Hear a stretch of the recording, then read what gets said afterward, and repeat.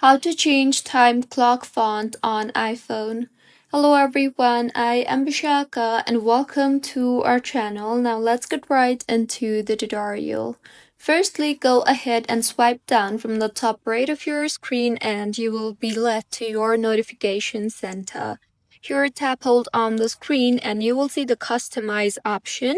Tap on that and then tap on the lock screen option you see there. Further, tap on the time option you see there and you will now see various options and fonts available for your time.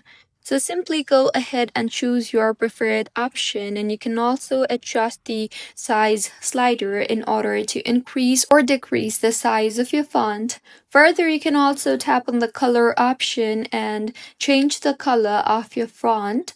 Once you're done making the changes, tap on the Done option you see there on the top right of your screen, and with this, the changes that you made will be saved. So, this is how you can change time clock font on iPhone. If you find this tutorial helpful, please like the video and do comment if you have any queries. Also, do subscribe to our channel for more helpful tutorials like this. See you on the next one.